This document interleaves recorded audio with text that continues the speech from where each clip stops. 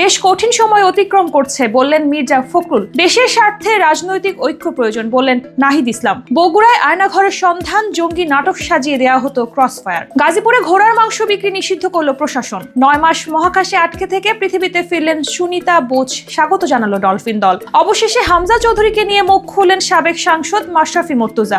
হামজা ও ফাহমিদুলকে নিয়ে অবস্থান পরিষ্কার করলেন আসিফ মাহমুদ। আমি শার্লিন, আপনারা দেখছেন টাইমস ফ্ল্যাশ।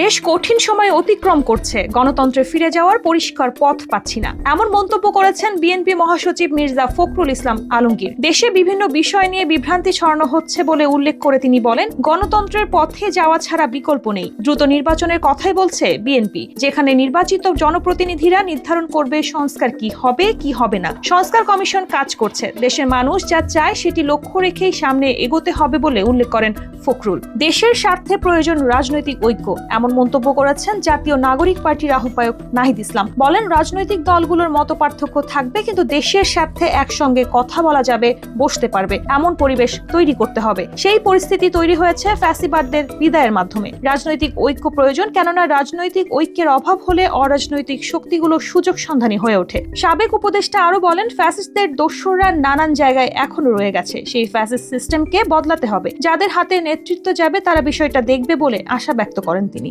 বগুড়া পুলিশ লাইন্সে ছিল গোপন বন্দিশালা বা আয়নাঘর। কথিত জঙ্গি ও আওয়ামী বিরোধীদের দমন করতে আটকে রাখা হতো এই বন্দিশালায়, এমনকি সাজানো হতো ক্রস ফায়ারের নাটক। এমনই সব চাঞ্চল্যকর তথ্য পেয়েছে গুম কমিশন। ভুক্তভোগীরা বলছেন, দীর্ঘ সময় নিয়ম বহির্ভূতভাবে তাদের সেখানে আটকে রেখে করা হতো নানা রকম নির্যাতন। পুলিশ লাইন্সের ইন সার্ভিস ট্রেনিং সেন্টারের প্রথম ও দ্বিতীয় তলায় 2015 সালের মাঝামাঝি থেকে বন্দিশালার কার্যক্রম শুরু হয়। সেখানে বড় বড় হলরুমের মতো কক্ষে বন্দীদের হাতকড়া পরিয়ে আটক রাখা হতো। বগুড়ার আয়নাঘরে পুরো কার্যক্রমে মাঠ পর্যায়ে জড়িত ছিল বগুড়া ডিবি পুলিশের 4 জন এসআই, 2 জন এএসআই ও 3 জন কনস্টেবল। গাজীপুরে নৈতিকতা ও জনস্বাস্থ্য বিবেচনায় ঘোড়ার মাংস বিক্রি নিষিদ্ধ করেছে প্রশাসন। ঘোড়ার মাংস বিক্রির বিরুদ্ধে পরিচালিত হচ্ছে ভ্রাম্যমাণ আদালত। অভিযানে ঘোড়ার মাংস বিক্রি বন্ধ ও কার্যকারিতা নিশ্চিত করতে নিয়মিত নজরদারি চালানোর ঘোষণা দেওয়া হয়। সম্প্রতি সামাজিক যোগাযোগ মাধ্যমে ব্যাপক আলোচনায় আসে ঘোড়ার মাংস বিক্রি। প্রতি কেজি মাংস বিক্রি করা হচ্ছিল 250 থেকে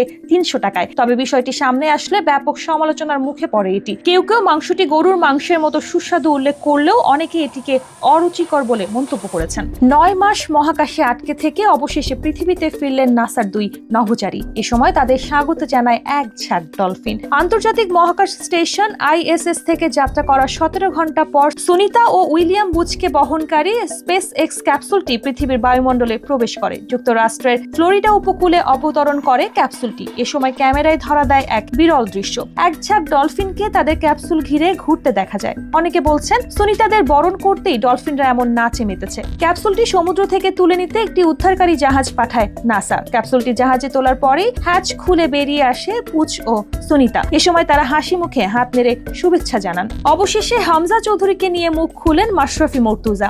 সম্প্রতি বাংলাদেশে আসা হামজাকে দেখতে বিমানবন্দর থেকে শুরু করে তার গ্রামে ভক্ত সমর্থকদের উপচে পড়া ভিড় দেখে দেশের ফুটবলে পুরনো রোমাঞ্চ টের পাচ্ছেন নড়াইল এক্সপ্রেস। 18 মার্চ নিজের অফিসিয়াল ফেসবুক পেজে মাশরাফি লিখেছেন, বাংলাদেশের ফুটবলে আপনাকে স্বাগত হামজা দেওয়ান চৌধুরী। আপনার আগমনে প্রথম প্রেমের সেই রোমাঞ্চ যেন টের পাচ্ছি, যে প্রেমের নাম ফুটবল। আমাদের ছোটবেলায় শৈশব কৈশোরে ফুটবল ঘিরে যে উন্মাদনা ছিল, কয়েকদিন ধরে বাংলাদেশের ফুটবলে যেন সেই দিনগুলোই ফিরে এসেছে। বিতর্কের মুখে হামজা ও ফাহমিদুলকে নিয়ে অবস্থান পরিষ্কার করলেন ক্রীড়া উপদেষ্টা আসিফ মাহমুদ। নিজের ভেরিফাইড ফেসবুক পেজে এ নিয়ে একটি প্রেস রিলিজ প্রকাশ করেন তিনি। বলেন, দেশের স্বার্থেই যোগ্য খেলোয়াড়দের বঞ্চিত করার কোনো সুযোগ নেই। প্লেয়ার সিলেকশনে যেন স্বজনপ্রীতি বা সিন্ডিকেটের শিকার কেউ না হন, সে বিষয়ে বাফুফেকে সজাগ দৃষ্টি রাখতে হবে।